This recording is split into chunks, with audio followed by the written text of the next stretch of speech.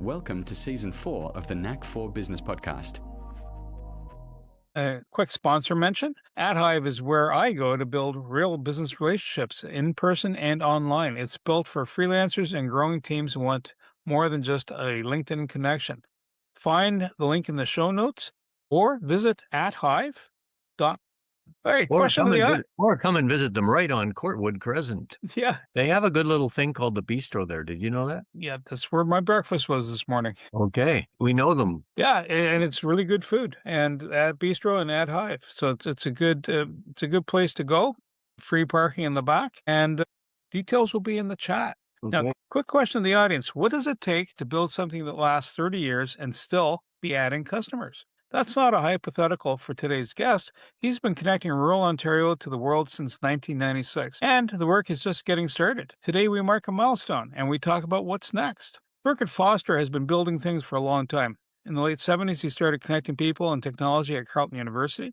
By the time he was done, mbfoster.com had sold software to 48 American states and 38 countries, with Hewlett Packard among the partners. But it's what he's built next that most people in rural Ontario know him for. So, in 2003, Birket led the privatization of Storm Internet. By 2020, he completed the full acquisition. Today, Storm has over 150 smart farms on its network, 5 towers in the Perth area alone, and 48 kilometers of fiber running through Clayton. 30 years in, Storm has now launching a fiber-powered wireless across Lanark County, and Birket shows no signs of slowing down. When he's not running the company, you'll find him on the water chasing muskie or deep inside a science fiction novel. You can find out more at storm.ca. And you can also connect with Birket on LinkedIn. And Birket is spelled Birket, and then Foster is his last name. Birket, welcome back. It's a pleasure. It's really good to having you here again. Nice to be here. Thanks for inviting me. Yeah, well, and more stories to tell, apparently, as we were chatting earlier. In the last podcast, we talked about Operation F1, rural barriers, books, ski fishing, 90-day ISP rescue operation, a whole bunch of things that came out of that. But what's happening in 30 years after the 30-year mark? Is Scoop. Well, we are having a barbecue at the office, but we're also doing a public one where we're inviting people to join us at the Titans game. So the Titans is the local baseball team in Ottawa, and they set an attendance record this year at the opening game. It was 10,276 people in the stands, and we're proud to be a sponsor of the Titans. And the 20th of June is the date for that one. Titans are doing different things this year as well. They're actually adding some events that some people might find interesting.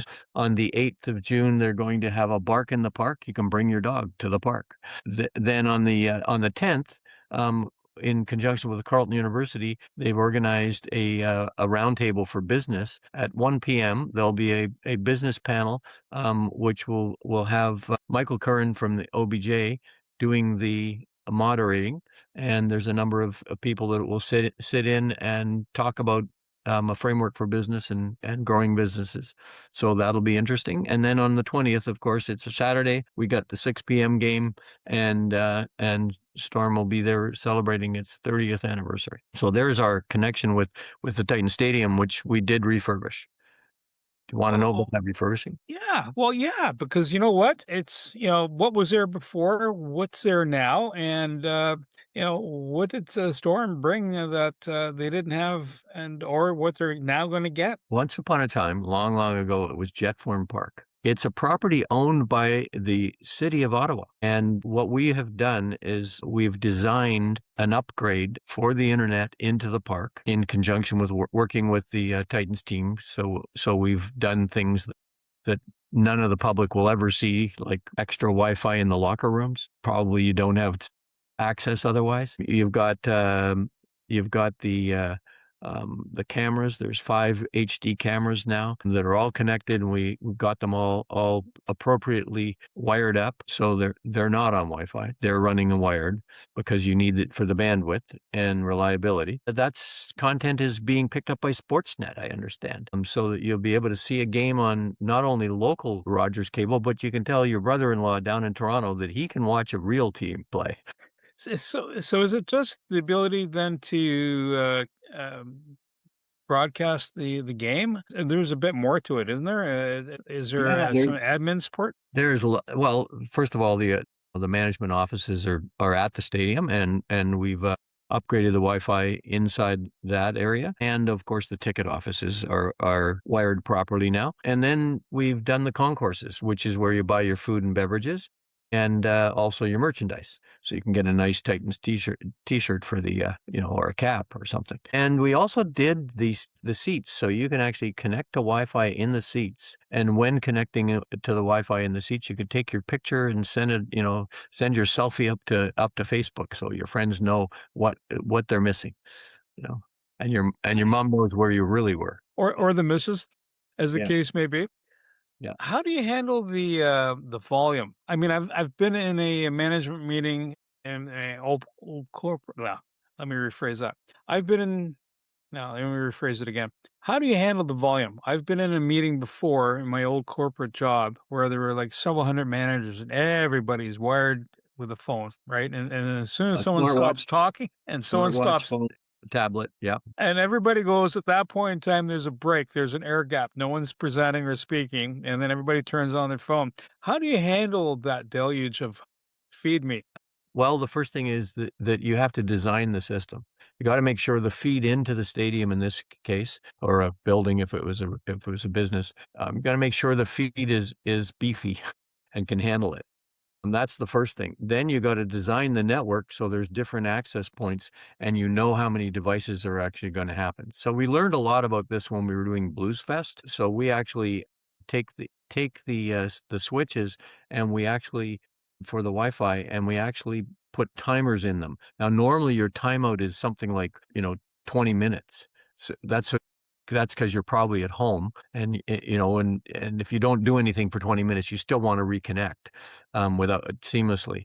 But in a stadium, people are on for like 30 seconds, and then they're gone for another hour. So what you need to do is you need to have a timeout that says, if this session doesn't come back and then in the next 2 minutes, they're gone, because you have a limited number of sessions. Let's say you have 256 sessions for that access point.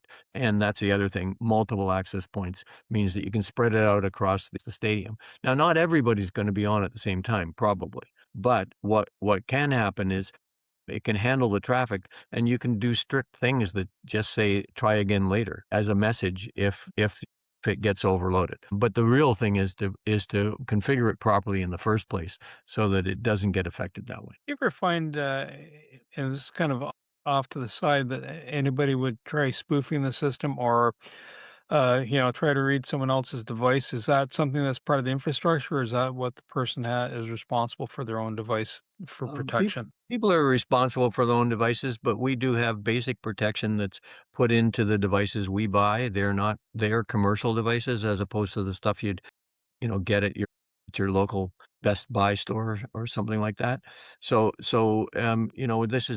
This is a professional grade set of access points. Same ones we would use in a warehouse or in an office, to make sure that things are appropriately commissioned. I think that's the right word. So the Titans is up and running. You have a 30-year anniversary that's up and running. What's happening with the 5 towers in Perth? Well, actually, it's 8 towers now. There's the 9th tower. We're waiting on a partner to get us access to the tower and finish off the engineering specs for how we're going to connect the new antennas. But basically, we have put in infrastructure which today can support 2,800 simultaneous users, and we've started to install the users.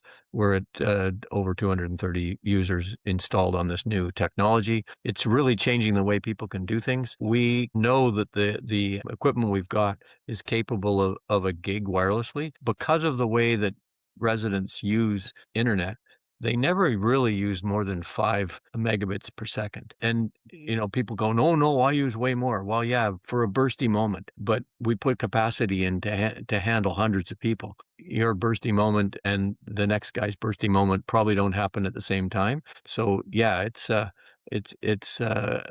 the way that we can do things to make sure that you get what you need. Even though 5.1 is probably what you need, you're not the only person on the network, and occasionally you'll be doing bursts of things where like you're uploading your video. And what we do is we actually provision you at a 100 down and 30 up, or 150 down and 30 up, or you can get 300 down and 50 up. So the up and down speeds are what we configure, and you don't need the gig. Honestly, people who are working from home will never use a gig. In fact, when people ask me about this, I say, okay, you can use a gig only if you are day trading, or if you are actually doing some things with very large videos, you could actually use it, but only in bursts. And then the next piece is perhaps you have taken a number of rooms and turned them into an OnlyFans club, and you need 5 videos at the same time. Like basically 50 up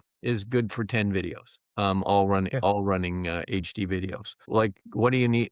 Even the best gamers don't need anything much more than this. So it's just for people to think about. You really don't need it. So if you're running a commercial application, a commercial process with a lot of bandwidth requirements, then you need that volume. Yeah, and we'll configure it for you. But our normal selling is 300 down and 50 up, or 150 down and 30 up. So what does the stadium run at? Well, the stadium has a full 10 gig pipe. Yeah.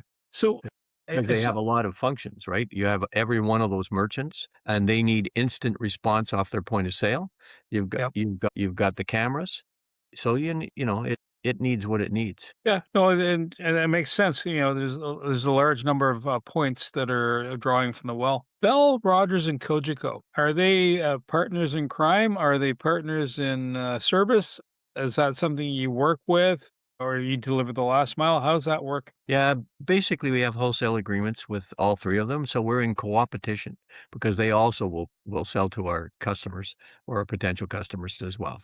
So, and what we try to remind people is, Storm is in the community working, so we'll do like things at the Almont Fair to bring them internet and help them with their funding for the fair. You're not going to get that from the big guys. They're not coming to help you with your fair. So, and we live in the community. You look at, we have people from Perth and Almont, and we have people from Chesterville.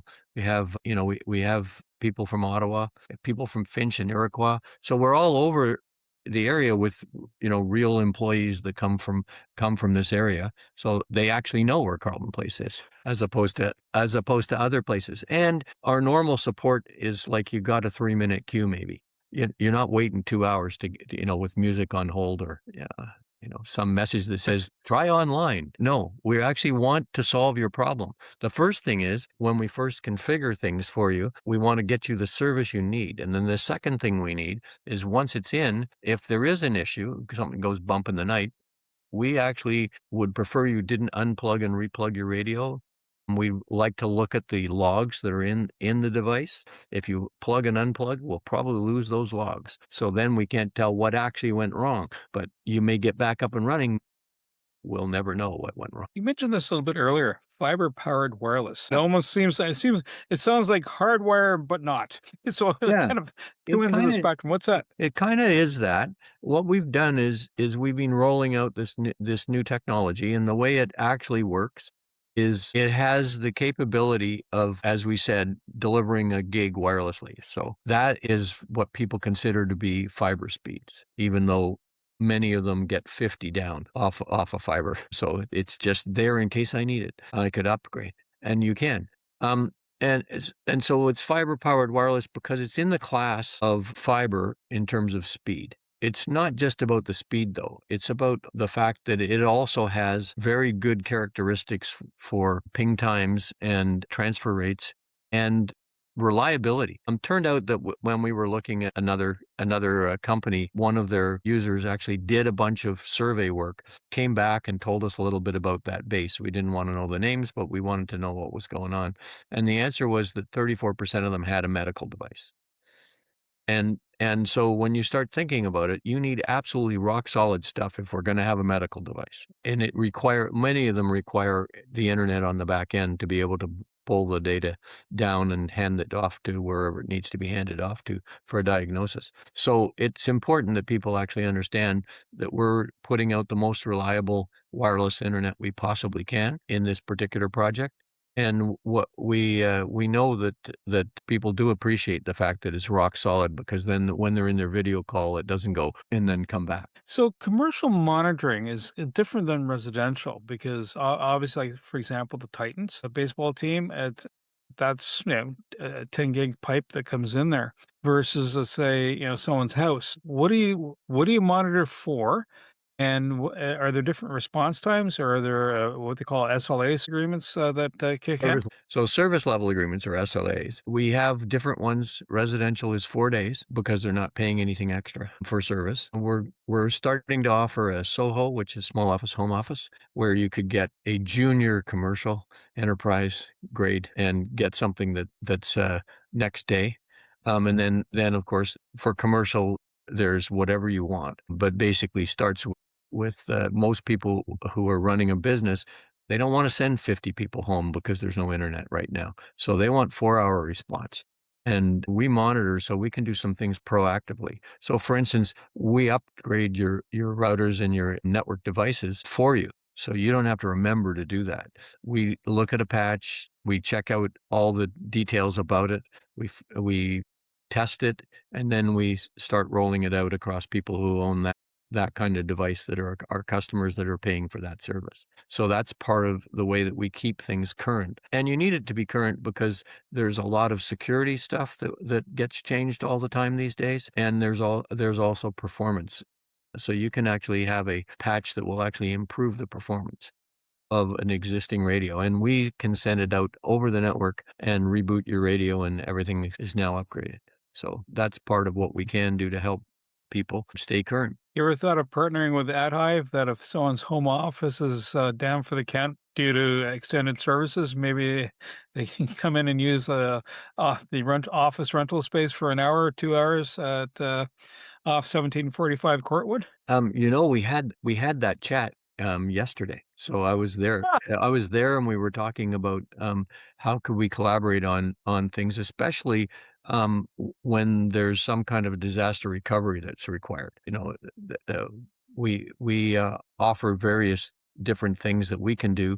We include the ability to bring a 110-foot tower to your backyard. It's slightly different because we have a portable tower, and that portable tower allows us to set up. So when we were helping with the LRT, there was an area that didn't have any towers anywhere near it that we could use. So we brought, for the contractor that was working on that section of the LRT, we brought in the portable tower and fed their trailers so that they could keep up to date on the as-built diagrams, do the time cards, and the monitoring for health and safety reasons. So we did all that for them over a tower that we popped up. Just, it's on wheels. We bring it over, we set it up, and the next thing you know, you have a 110-foot tower that we can probably connect to something at that kind of level. So those are the kinds of things you can get from us in an emergency situation. And in fact, one of our fellow ISPs was actually having their internet was actually on the side of a silo. And so what they had to do was, this farmer wanted to take down the silo and put up some new silo. And so they needed something to put the antennas that were on the top of that silo on. So we rolled in with the portable tower, and they were able to run for 2 weeks on that while the silo was being changed out. And that kept their customers alive and well. Because the reason they had that silo is because there's no tower nearby. You know, lots of different things in case of emergencies. I think that's fantastic. Even if it's not an emergency, but someone who needs a portable location, and I'm thinking, like, say, for the contractor doing LRT, they're going to be there for a while, but it's not permanent, and then everything's got to go away, Yep. right? Yep. It moves a kilometer down the track, and we adjust antennas, and then when it really gets too far away, we'll move the portable tower. Excellent. Do you find that you end up looking for high ground locations also, like And I'm not in the city of Ottawa. Apparently, there's a lot of high ground locations. There's some really tall buildings. Yep. But let's say out in the countryside, Do you also look for high ground locations like where I'm living right now in the west end of Ottawa? If I'm looking from roughly center out west, you can see the Canada Hill kind of rising up, right? Yeah. Yeah. Are you looking for high ground where either there's a silo or a structure, a more permanent structure? Do you also look for that? And do you, as Vertical a assets are really handy. There's in the countryside, there's a lot of water towers. There are also some silos, but there's a lot of water towers. So one of the things we do is we see if we can't rent space on the top of them so that we can aim our antennas in the right direction from there. And lots of people can see the top of that water tower. So lots of what we do is line of sight, although the new technology is doing near line of sight and non-line of sight. There's still a big advantage to being able to do line of sight. So, for instance, the new technology will reach out 30 kilometers from that. You find that the cell phone towers are also a good vantage point too? They are, but the process to get on a cell phone tower these days is very difficult. It could be that we're in competition with the tower owner. And in fact, in the States, it's interesting because they have sold many of the towers because the whole area was blanketed with towers. There's no advantage to being the only tower in Canada because you're not the only tower. Your three competitors are there with their own towers as well. So why don't you do a collaboration and have one tower for all three of you with card cages at the bottom? When the signal comes in, it figures out which one of the card cages it should talk to, and then you've got your Bell Rogers or Telus in our case connected to their own infrastructure. So that's the kind of thing they did in the U.S. And they sold the towers they weren't using off to REITs, so real estate investment trusts. So we have a lot of in the industry, a lot of towers are now owned by private equity funding, and they're of course handy um, for the use of things like fire, police, and ambulance, so they can have more towers that they could use. There's lots of reasons for why people want an antenna, and sometimes they take them down. But mostly in the States, they're looking to rent space on their tower to people that need it, including ISPs, which we're one of. So if I'm out living out in the rural area and I've been there, and I know the fun of listening to a dial-up modem back in the day, screechy little thing that it is. What's the first thing a homeowner should ask an ISP? Yeah, yeah, that's the one to go with, and that one not so much so. Well, the first thing is that the homeowner should be thinking about how do we use the internet in our household. So we have developed what we call personas for various areas. In fact, for the 8 towers we're currently doing, we've actually developed personas by tower, looking at StatScan data and understanding some of our customers that are already there. We've come back and said, these are the personas. So as an example, working from home, you need up links for your video because the odds are you're going to be asked not just to join the conference call, but you'll need video. And of course, you're also going to probably use a package like Microsoft Office or Open Office, and it's going to be in the cloud. So you're going to have to push that spreadsheet. You're going to pull it down and then push it back up. So you'll need bandwidth to be able to do that. And how many people are doing this simultaneously? Another question, in a household, another question is, how many TVs do you have? Did you connect them wired or wirelessly? Those are questions that help define the Wi-Fi that's needed. Because just because the pipe comes to the building doesn't mean that it's going into all the different rooms it needs to go to. So that's why planning Wi-Fi is important. How many devices do you have? Do you have an iPad? Do you have a smartwatch? Do you have smart lights in your house? Is your dishwasher a smart dishwasher? Or is your fridge Wi-Fi connected for some reason? What are all the things that are Wi-Fi connected in your household? And if you have a gamer, they need low ping time. So they have a very specific thing they're looking for to be able to play the game better. And usually it's first person shooter games for some reason. And they could lose their avatar life if it's too slow. So, and then they get pissed at mom and dad. Yeah, that happens. Would you recommend if someone's setting up inside their house, and if the opportunity avails itself, to hardwire from the switch? I mean, in other words, your modem comes into the house, you pipe into that, and then do you recommend people get a switch and hardwire as much as possible? Is there a boon in that other than a little more tighter security? You don't have leaky things, but even though I'll have, let's say, a device, if I speak its name, it'll respond to me now because it's always listening, right? And if I owned an Alexa, right, it would automatically respond. I don't own one, that's why I can say the name without a problem. And I also have a smartwatch, right? So, is it better to be hardwired in? Is there any saving grace in that, or is it just it doesn't matter whether you're hardwired or Wi-Fi'd? Okay, so the thing about Wi-Fi is today there's basically two channels that people are mostly using. One is 2.4, which has been around for a very long time. There's 11 channels in 2.4, but there's only 3 that are non-overlapping. And you are competing on that channel, that frequency, against your entire neighborhood. So so it's not just the devices in your house, it's how close are you to the neighbor, and you might get interference because they have a device that's looking for a better connection than it currently has. So it keeps going, can I log in? Can I log in? Can I log in? So that drives people crazy, which is why people actually learn about configuring and say, these are the devices I'm allowing to connect to my Wi-Fi. There's actually a MAC address list that you can put into most Wi-Fi routers. So that's one thing. The second thing is 5 is if 5G as people would call it. 5 gigahertz is the right place for a lot of work, but it doesn't penetrate walls as well as 2.4 does. So you get your choice between its faster speed but doesn't penetrate as well. So you got to think about that. We also get into taking a look at your TV. So if you put your TV, which defaults probably to 2.4, on Wi-Fi, now what that's doing is it's taking a steady stream of images and putting them on your screen, but that's also interfering with everything else on 2.4 in your house and the neighbor's house.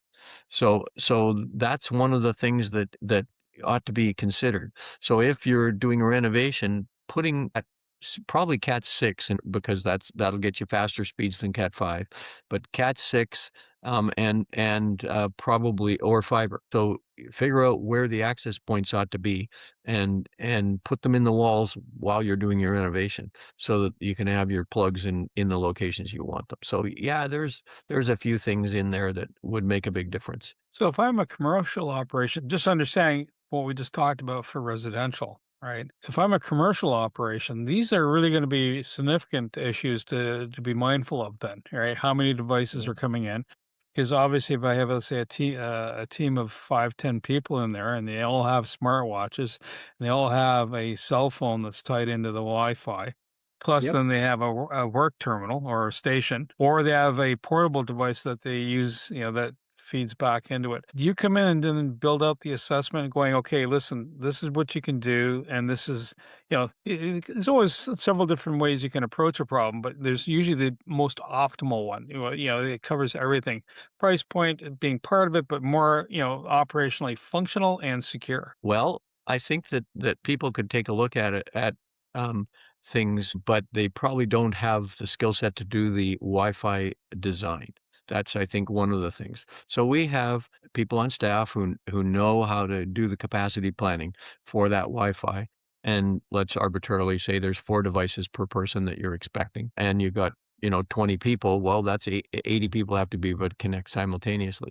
If you're reading the fine print on some of the routers, the larger print says can connect 250, support 256 connections. But then you find out in the fine print that they can only handle 16 of them live at any given time. So all of a sudden you've just gone to your electronics store and bought something, but it's only really good for 16 simultaneously. So you have to actually figure out, and if you're in an office, everybody's supposed to be working, not just 16 of you, right? So that's the whole trick, is to actually understand how many people, what kind of devices, is there anything special? Are there devices we would hardwire because it's better in general for the whole topology? And as 6 gigahertz comes out, which is even shorter range but even higher speeds, as that comes out, there will be some more options for doing connections, and that needs to be thought about and planned, because it might not go very far. There is actually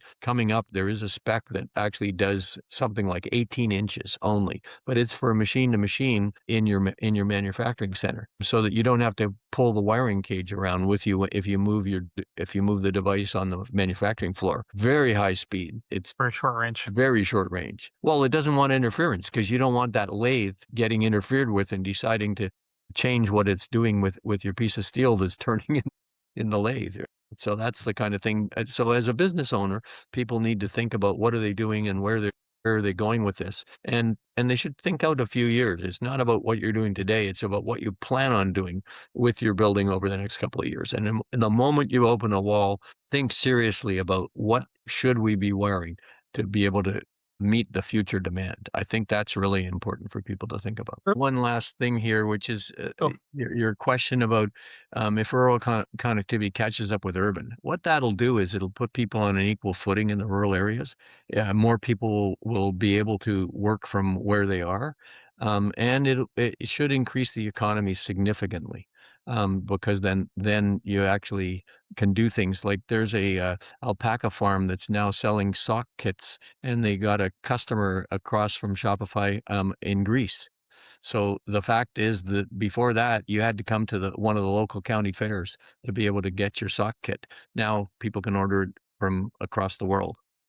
Going global is one of the things that becomes an advantage of having internet everywhere. You mentioned if you have different types of software running it's in a software as a service, so it's cloud-based.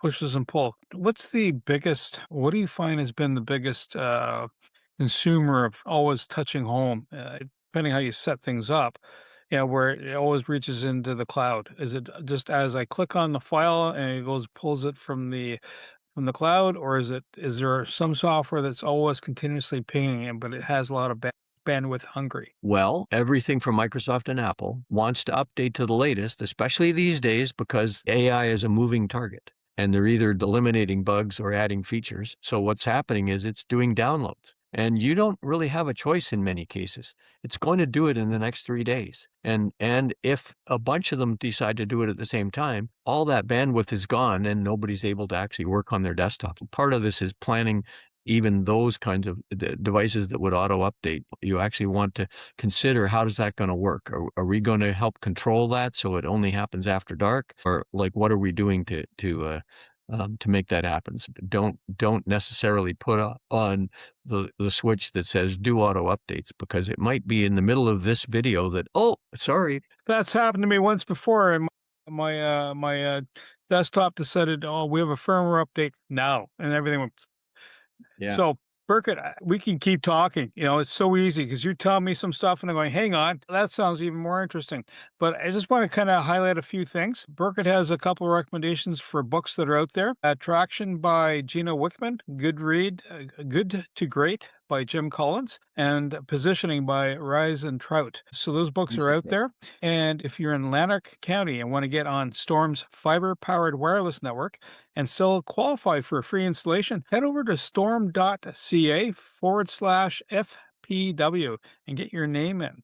And otherwise, head over to storm.ca. Check out the coverage map. See if you can get online and get access.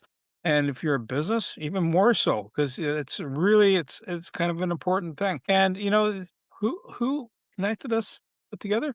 Well, actually, Birket and I met at Hive one day. He was grabbing a bite to eat at the Bistro, and so was I. And next thing, we had a chat, and then here we are today. Birket's been on the show 3 times already, and it's got great content for you, and he's got great leads. He's connected in the business space. He supports local community. Canadian. So what more can you ask for, right? And they have some wisdom in behind the scenes. Reach out to Birket and the team at Storm. They're worth the call. Storm.ca to get started. And to reach us, it's knackforbusiness.com. That's knack, N-A-C-K, the number 4, business.com to reach us. Is there a chatbot to find out about other episodes or book a call? Everything you heard today is for educational purposes only. It's not professional advice. Before you act on anything, talk to a certified expert in your area. Your accountant, your lawyer, someone who knows your situation. We share perspectives. You make the decisions. Want more? Head over to blog.knack4business.com, packed with practical episodes on AI, marketing, leadership, and growth. No fluff, just the good stuff. Subscribe while you're there. Until next time, keep building.